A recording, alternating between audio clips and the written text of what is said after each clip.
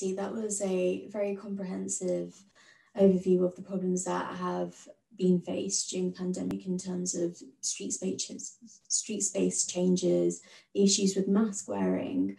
And again, with our report, we also recommended co-production as one of the key things that need to happen so that disabled people are included in future policies. And I'll now move on to our last speaker, who is Svetlana Kotova, who will be talking about the problems that have been faced with regards to accessing healthcare, medicine, and vaccines, as well as the solutions going forward. Thank you, Shamima. And I feel like I have big shoes to fill because Baroness Jane Campbell just messaged us to say that she unfortunately can't make it because she is working on pushing on amendments that we need to protect disabled people in a domestic abuse bill, which is very important work. So I will I will try and speak about two topics which also we covered in our report and which were mentioned today, but probably not as much. So first of all, mental distress. Our findings are that huge numbers of disabled people experience mental distress, and they say that their well-being has deteriorated during the pandemic. And there are several reasons for that. First of all the support systems and services suddenly fell apart, and people found themselves trying to deal with just a storm and flood of emergencies, trying to get food, spending hours on the line with supermarkets, trying to get priority slot, then dealing with social care support that is falling apart, then trying to figure out how to get medication that people need, what to do with as we heard even today, with family situation where sometimes it's also not as straightforward. On the other hand, many disabled people, even those who are not were not branded as clinically extremely vulnerable, were de facto shielding and had to face much harder restrictions than general public on one hand, and so were effectively institutionalized in home. And we heard some very heartbreaking, in a way, testimonies of people who in November or December, so just a month ago, were telling us that they haven't left their house. So is this kind of feeling of being frightened, but also together with feeling like our lives don't matter, because people also were saying to us that we're still frightened that if we go to hospital, we will not get support that we need. So that also came together with very confusing, very fast changing and inaccessible information, which it was very difficult to make sense of. Even though we see now that more and more accessible information is being put on the internet, well, for example, there are some materials in easy read, but people who do need to access them will not always be able to use and find them on the internet because they're not as easy to find. And then we shouldn't forget the fact that mental distress is caused by poverty. So poor housing conditions, loss of jobs, just having to worry of how to make ends meet is, of course, having a huge impact. So another thing that I wanted to mention is access to health. And again, our findings are quite striking that many people had their treatments cancelled or delayed, and that had a huge impact. So we heard testimonies where it led to irreversible deterioration of health, which then had an impact on person's ability to work and just made people more dependent and change their kind of situation. On the other hand, now lots of healthcare is moving to kind of remote provision, so phone appointments, where people told us that they struggled, or some struggled to explain their needs, some think that it's not appropriate because phone appointments cannot replace tests and just being seen face to face.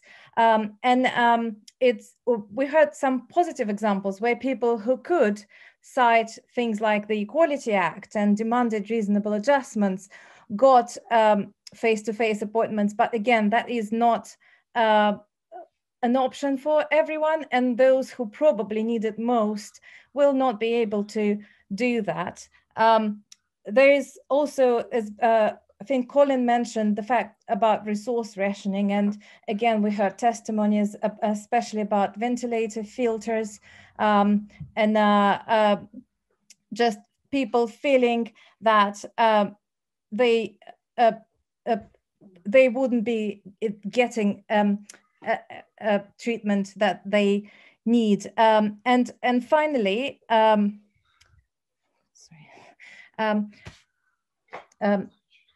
it's sorry everyone, I have and finally vaccine. So we feel that decision to prioritize access to vaccine just based on age and risk of dying is too simplistic.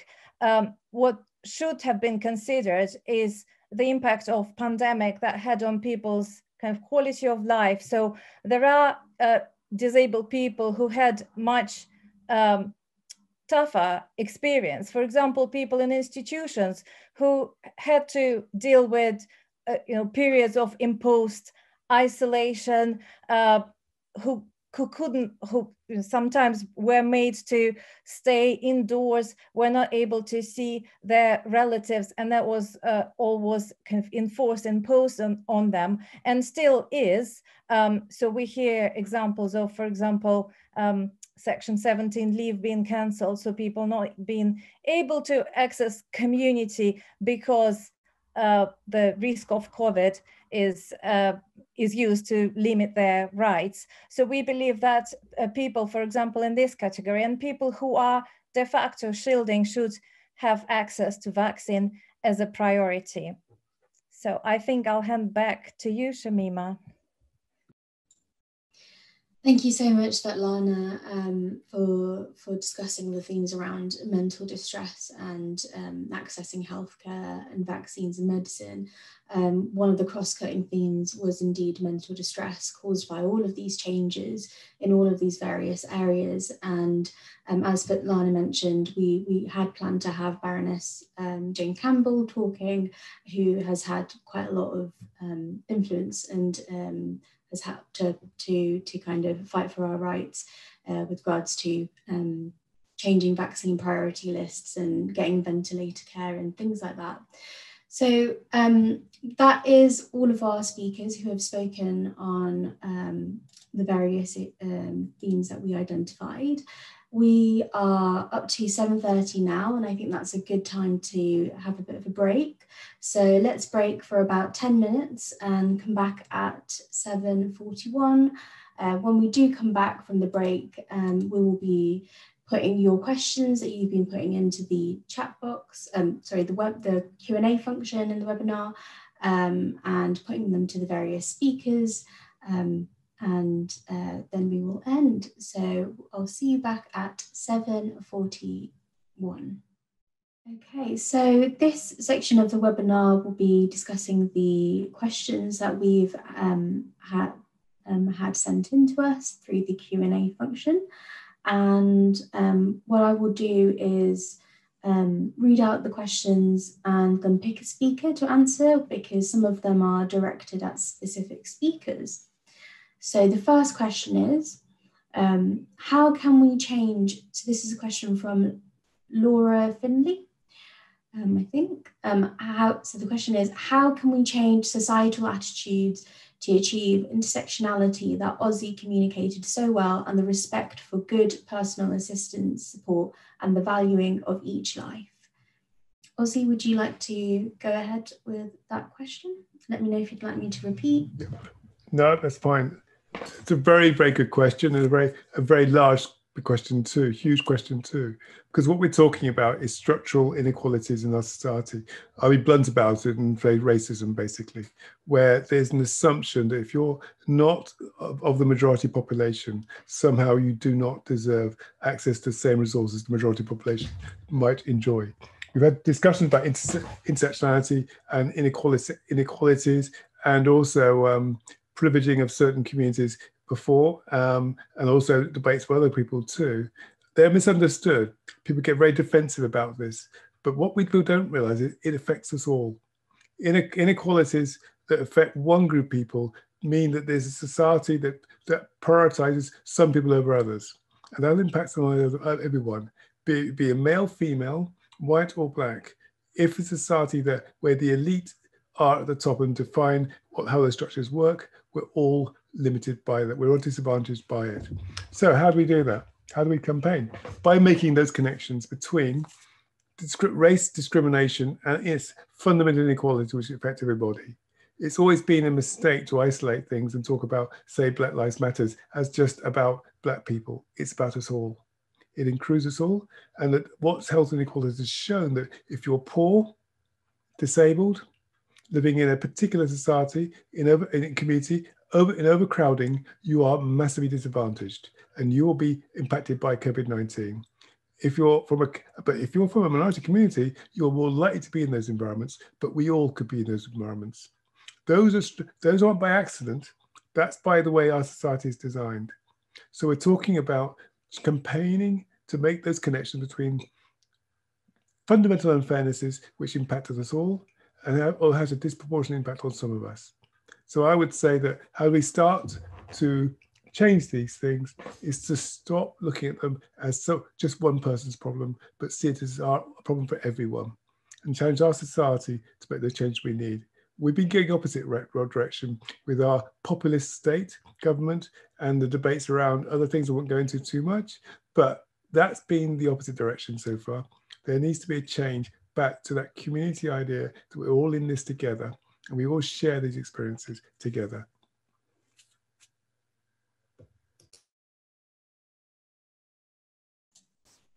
Thank you, Ossie. The next question I have is from Anne Galpin, which is, the language that is being used in the pandemic is not social model, and it feels like some of this is intentional to other disabled people. For example, clinically extremely vulnerable / clinically vulnerable / underlying conditions, and somehow assumptions that it's okay for people with underlying conditions to die. How can we fight this? How can we change the rhetoric? It feels like disabled rights have taken several decades back. Piers, is it okay if I go to you on this question?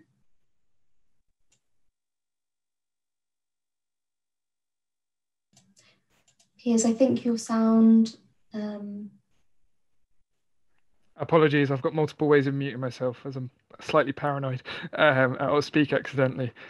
Just to reiterate what Ossie said right at the start, it's a big question. It's difficult to sort of answer it so succinctly and well as Ossie did with their question. I think fundamentally it's sort of similar to the previous question in that it is about highlighting the links of how clinically vulnerable, how that terminology came to be, and challenging the society pathways in which those phrases and terminology were created. In my view, it's because we still rely on a medicalized model for policy in governmental and local authorities. Social care access, and so many of our support structures are still reliant on a medicalized model of entitlement. And until we successfully remove that and embed the social model, not just as as they did with the Equality Act, as fun little aspect of it, where they co-opted the language but kept the medical model bureaucracy. until we challenge that, we will continue to be sidelined with diagnostic requirements, which will lead to the language of clinically vulnerable, which in and of itself is just eugenics. It's saying you are in our society valued less. And just going to echo finally what Ossie said, which is that we can't challenge those situations in a silo, because that eugenics-based rhetoric, that devaluing of human life as vulnerable, as at risk, as that medicalized understanding comes from a colonialist and racist position, and it has to be challenged, as Ossie said, on that footing as a societal issue that anyone could be subjected to based on what situation they come from economically, disability, race, gender, sexuality. So I can't put it into better words than Ossie did. I'll just say that it's part and parcel of that similar vein of challenging society and changing the way in which we campaign away from a siloed approach and more towards a social understanding of how barriers are the disabling factor of disability and other aspects with this pandemic, and challenge those, that people are innately less valuable, innately more, underlying condition means it's okay if you die. For context, that was sarcasm. I don't believe that, but it's about challenging that eugenicist policies that underlie so many of our social liberative movements.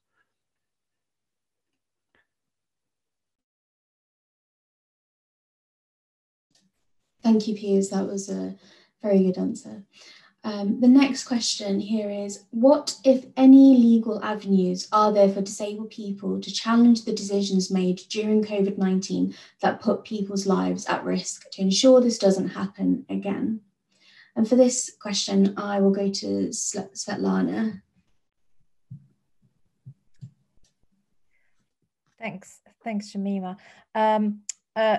I think some examples, especially at the beginning of pandemic, did show that there are legal ways, and sometimes, unfortunately, legal challenge is the only way. So we, for example, know that initial NICE guidance on access to critical care was quickly retracted because there was a real threat of judicial review. And of course, if it ever went to court, it would be a scandal because they'd have to justify why people with certain conditions, certain impairments are like straight away denied access to critical care, or have to go through a much longer triaging process. But I think the question probably means wider kind of things, a wider issue. So we think it's possible to challenge specific decisions legally if they are discriminatory or if they violate our right to life. And certainly you could argue that some policies did put our lives at risk. And if we could establish that link, we could definitely try and do that.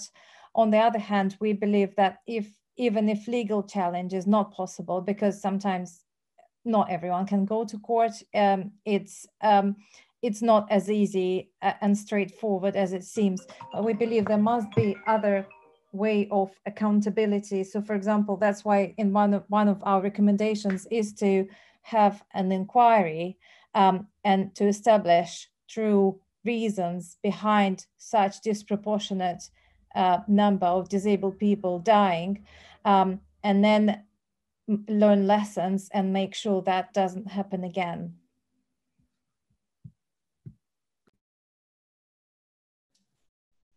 Thank you, Svetlana.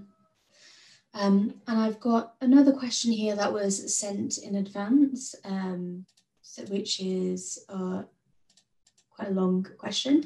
The question reads, I'd like to ask, during COVID time, people's mental health has been impacted and people with hidden disabilities are not getting their PIP. So many of of them are going to the upper tribunal, and how can we prevent this as poverty impacts our well-being? Disabled carers of disabled children ask for support but are put onto child protection, and inclusive education is not provided for our children and at home or support. How do we address these issues? So Colin, I'll go to you on this question if that's okay, because I know you spoke a lot about issues around being able to see your child. I don't know how I can really answer that. It's just, it's difficult. You have to decide what the well-being is, what's more important, either your daughter or yourself. For me, my daughter's well-being or mental well-being and growth was the key thing. But sit there and think,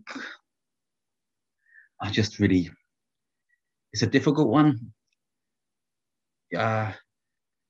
All I think about is my daughter and what's important to her, and her not being able to see her friends if she's not at school, or me not being able to see her, and have that the balance between the two. I just think the mental side aspect of it is you really need to depend on others. You can't depend on just yourself. You have to have a group of like-minded people or friends that you can speak to, who they can give you advice or talk to. It's a very difficult thing. I don't really know what to say. I can't really say much more than that. It's a really personal question.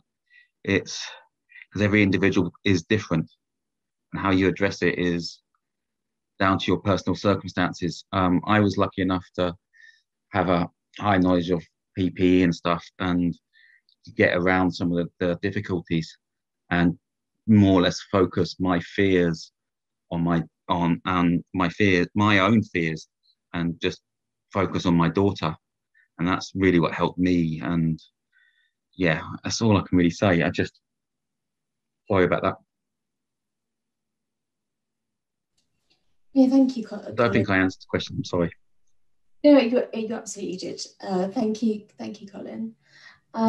So the next question we have, this is probably our last question that we'll have time for, is does the report look at the gender impact on disabled women? So I can add that we have added some aspects of intersectionality within the report. So for example, we've cited research from Sisters of Frida, as well as the report from Stay Safe East on the domestic violence situation that is facing disabled people. Svetlana, is it okay if I go back to you on that question? Okay, if it's a case, Shamima, I wanted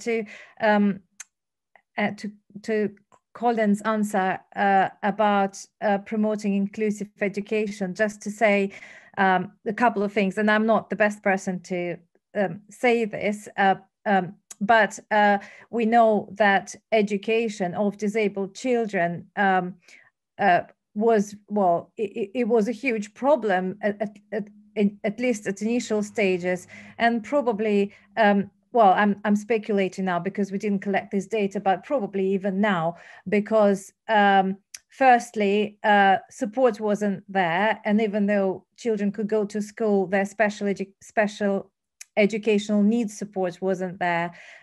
Secondly, because a lot of provision went online, and online was not made accessible, even when, you know, for example, there was general kind of program put together by Department for Education for all school children, and there weren't even some straightforward things like BSL interpreter to make sure that deaf children could access that.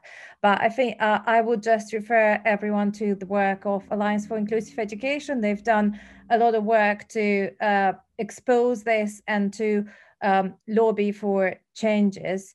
And in relation to the question that you've asked, and I saw this question from Ruth, so definitely we tried to highlight some experience, and I absolutely agree that people, especially women who are in a domestic abuse situation, but it's not, they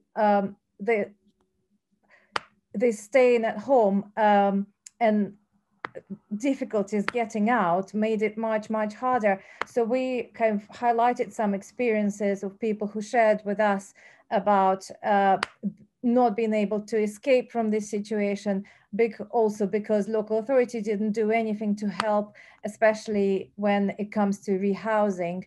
So yeah, absolutely agree. It's very big problem.